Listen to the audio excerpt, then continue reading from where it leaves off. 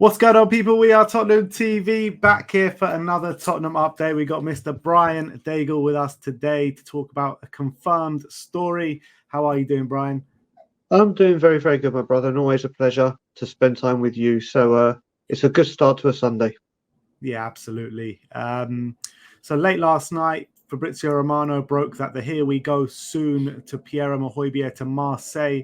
Then early this morning, he says, Pierre-Emile Højbjerg to Olympic Marseille. Here we go. Documents set to be signed for Danish midfielder who's joining from Spurs. Tottenham will receive 13.5 million euros, which is about 40 million pounds, as Pierre-Emile Højbjerg was not intended to sign a new deal. Hojbjerg has accepted after speaking to De Zerbi, but there is a few conflicting reports about how much Spurs are actually receiving. Alistair Gold says that Hojbjerg is set to move to Marseille in a deal that could be eventually worth 20 million euros, which is 16.8 million pounds. An unexpected switch for a player who was believed to be looking for Champions League football next season.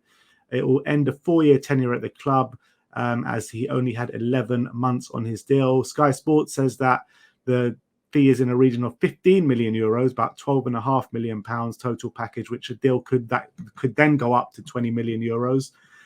And Paul O'Keefe says a fee will be just shy of 12 million pounds. 1 year left on the deal, and the club had agreed that both parties basically agreed that it was the best thing to move on. He also says that there's nothing advanced on Lo Celso, but the club are pushing him to move on. Meanwhile, they are looking to accelerate with 3 potential inbounds. So we'll get into that bit in a minute. But in terms of the Hojbjerg deal, what's your initial reaction? First of all, thank you, Pierre. You know, when we signed him for the first 2 years, is my favourite player. I thought he was brilliant under the first season with Mourinho and first season under Conte. I woke up this morning, hadn't seen the Here We Go, quickly turned on my social media, and you guys have put up a video of when he actually scored the winner against Marseille in the Champions League. And that video is worth watching, just the celebrations from that goal. This really came out of the blue. I think we've seen this now with Landry at Villa a couple of times, hasn't he? There's deals that just literally you have no idea that's going on, and then bang, out of the woodwork, there you go.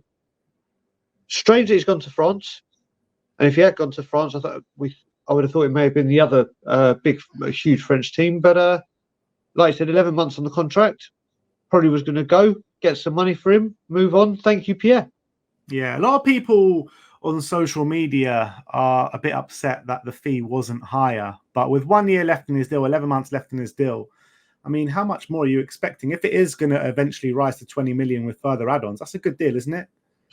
It is. I mean, we were messaging, and when I saw the price, I was like, wait a minute, how is Emerson Royale commanding 20 million euros apparently, and only 13.5 or whatever it was back then when the news broke? And obviously you said 11 months on his contract will be an issue. There's some players, I can't be a hypocrite. I've been on here and other channels saying, listen, with players that we need to get out the door, if you're going to get them out the door, sometimes you need to take the hit. So you clear the space, clear the wages, and then you can move on and give the manager the money to bring in the players he wants. We're doing the first part. Now it's really over to the latter part. So yeah, I was concerned about the fee, but with 11 months, it makes sense, doesn't it? Yeah. And I guess let's spend a few minutes talking about his Spurs career, because he was here for 4 years, a really good servant to the football club. Thing about Hojbjerg was he was always available, wasn't he? And hardly ever got injured, if he ever got injured. Always gave 100%, always played for the badge. And I remember when you came over that time to London, you were like, I need to see Pierre score. I need to see Pierre score. You come and sit next to me. You go to the toilet about a few minutes before half time, and he ends up scoring. Yeah, well, you got to remember what happened there is that was going to be my last game before I flew back, because I came to Chelsea, we lost 3-0 on the day Greaves died. That was going to be my last game. I was like, if I've come to the new stadium twice and I don't see a goal, I'm going to go nuts. And then obviously what you said was right. I was like, I need to go to the toilet, I need to go. And I was like, right, I'm going. I heard the screams, obviously in the roar as I went. Then as you're walking to the toilets, you could see the gangways into the crowd. I could see the screen of the scorer, and you could hear the guy. And it was like, the goal scorer, number 5, Pierre. I was like, you've got to be kidding me. I came back and we did score another goal, but I remember that. And like you said, I just remember his first interview with his medical, when when they had the medical team, the way he just spoke about, I'm here to win. I will do what it takes. I just loved his enthusiasm. And those first 2 seasons, he was phenomenal. There's no getting away from it. And as you said, if there was one player, even to today, that you could say to any Spurs fan, who would you guarantee to be fit for a game? You'd always say Pierre first, wouldn't you? 100%, 100%. And, he had some really good moments in the Spurs shirt. I felt under Mourinho and Conte is where he really flourished. Unfortunately, under Ange Postecoglou, it's just a system that doesn't suit him anymore. And it is right for all parties to move on. But I'll forever be grateful for the passion that he gave this football club. It is very ironic how you mentioned before, his best moment in the Spurs shirt did come against Marseille, though. It's funny how football works, isn't it? Sometimes De Zerbi looks like he's building a squad there. If someone had given me 10 guesses to say where he'd end up, I never would have said Marseille. But him and his family have fancied France, and I wish him all the best. I just hope they're not in the Europa League this year, are they? No, that's the strange thing, because apparently he wanted Champions League football, and they're not in Europe at all. They finished 8th in the French league last year, and I guess he's bought into the project, hasn't he, under De Zerbi? Yeah, you think that, and then also you got to remember this is where his family are going to move. So I'm sure his family have had a say into where he goes. But what makes me laugh with this one as well is we got told he's going to take his time to weigh up his options, and that led me to believe it'd be a little bit further down the window. And then bang, yesterday everything kicked into gear, didn't it? Yeah, I guess, pre-season starting for everyone now, so he just wants to get going. The clubs that want to sign players, want to get players in for pre-season, so I guess it makes sense on that part. Another notable moment of him in a Spurs shirt, wasn't it? Was it last pre-season or the pre-season before, when he was squaring up to Mikel Arteta? Arteta looked absolutely shit scared of him on the sidelines at the Tottenham Hotspur Stadium. Yeah, that was after the Euro 2021 final, wasn't it? Because Saka came on and got the. That's right, yeah. But yeah, that was hysterical. He actually went to shake his hand as well, didn't he? He was just like, no. I think it was the only time Arteta was actually in his box, because he was like, "Don't come and touch me." Yeah, listen, the guy was a machine. The guy really was a machine, and yeah, that's always going to go down as a moment in Spurs fans will remember fondly. Yeah. So yeah, thank you very much for your service, Pierre. We'll definitely be keeping a close eye on you, that's for sure. Back to these Paul O'Keefe comments saying nothing advanced on Lo Celso, but the club are pushing for him to move on. I guess that puts to bed all those rumours that were coming out yesterday with Jacob Ramsey and Lo Celso and the swap deal, and Lo Celso is very close to Aston Villa. I mean, I do think like this deal will, kick into gear at some point. I don't think he'll be on the tour, because the Argentinian players will probably be coming back a bit late. Maybe they'll join halfway through, but I can't see it. But can you see this deal maybe gathering pace now? I think a deal for Lo Celso will gather pace, but I don't know if Aston Villa are being used here, because I still don't understand the Ramsey position when there's others that need quality or replacements first. I don't know if this is us trying to get Real Betis or one of the Spanish teams to hurry up and get a move on. I can see why. Obviously, the link is to Villa, isn't it? For obvious reasons. Emery. I would rather a deal just for him going rather than him having Ramsey come in the other way. But I think another team's going to come in for him. I think another team will come in for him. He's got quality, doesn't he? He's got so much quality, and I think a lot of people says he doesn't suit the Premier League, but I felt like he performed really well whenever he played last year in the Premier League. It's just the problem is his fitness. That's always going to be the problem with Gio. And even when he was fit last year, he should have had a lot more minutes than he actually did, because I felt like every time he played well. Wherever he goes, I think he'll do well. But I think the Spanish league is probably the best suited to him.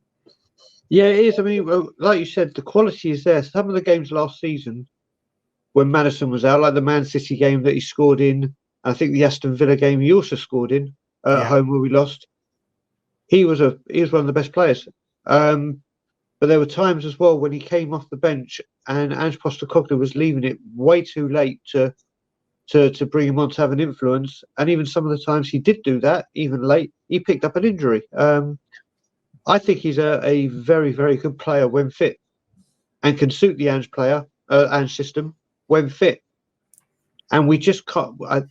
We can't do with this anymore. The passengers that just sit on the treatment table the whole time. So, very, very good player, but just doesn't work. And as you say, Ben, whenever he goes to Spain, he plays the full season, does wonderful on loan. So, whether it's the climate or whatever it is over there, I think a move to Spain will be on. And Paul O'Keefe also said that Spurs are looking to accelerate with 3 potential inbounds. That sounds exciting. It does, and I have to say, accelerate must be a new buzzword that we haven't heard this window. So add that to the list. It does sound exciting. It does sound exciting, but I don't know any other club that lets the people know we're about to accelerate on 3. We asked for news of targets, whatever, real targets, and then when we do, we say, yeah, we're going for 3. I hope this is happening. I hope, like Lange has often worked in the shadows on the outgoings, it's about to explode on the incomings, but we shall see. Yeah, I mean, no names to the tweet or anything like that. He just says 3 potential inbounds, just whetting all our appetite. Well, let's talk about a few names that have been linked with us today. One that that was offered to us and there's no interest is Anthony Martial, as Paul O'Keefe says that Tottenham were offered Anthony Martial, but there is no interest currently, and I can completely understand why. Well, when Martial announced he was leaving United, I did a tweet and I said, Spurs, don't even think about it. Don't even think about it, because you could just see it, couldn't you? And then when Paul O'Keefe said that, I hope that word currently in Paul O'Keefe's language means never in a month of Sundays. Because we're just talking about injuries and players that can't get on the pitch. This guy, no. And I'm thankful that Paul and hopefully Spurs have turned that immediately off. Yeah. Next up, let's talk about one of your favourite players in Mason Mount. Footy Insider says that Man U would be open to allowing Mason Mount to leave the club, with Tottenham interested in his signature. Let's just first of all say, when you say favourite, it's the highest of sarcasm. And when that came through, the first person I thought of was Sammy. I was like, oh, Jesus, no. I was like, don't do this, because the guy that does your back end will literally come for me. I don't, like I said, I'm not jumping on all these rumours going, oh my God, Spurs. Oh, this is, so we've got Conor Gallagher, Mason Mount, Scott McTominay. These links are just, they blow my mind. Yeah, not happening. No, I can't see it happening at all. And, Man U, signed him for 60, 70 million last summer. He's been on the pitch, a handful of times in that time. Never had put in a good performance in not that I've seen anyway. I just can't see this one being anywhere close to being of interest to Spurs. But last but not least, we're going to go to the Spurs ITKs. As an ITK called Spurs Captain says, Spurs are set to sign a young South Korean winger and loan him back to his current team until January or the summer. When I did hear this, my first thought was Bae Jung-ho from Stoke, who's had a really good season. I watched him in his debut for Korea a couple of months back, and I thought he was absolutely brilliant. Got on the score sheet as a substitute appearance. I don't think he's more of a natural winger, but he can play anywhere across the attacking midfield or out on the wings as well. I don't know if you know much about him, but he's a young player and seems like a real top talent. All I know about him is you've just told me his name. That's it. But what I will say with this is, I thought at some point Ange Postecoglou would use his knowledge of the players from that region of the world and exploit his knowledge. Obviously, there's Scott Munn there, so I could see this happening at some point. Just like when Wenger came to Arsenal and he just knew everything about France and he just walloped. So this doesn't surprise me that we're looking at players in this region. Don't know enough about him, but if he's half as good as Son, then we're on to something. Yeah, look, I mean, it's pure speculation from me. I don't know if it is him.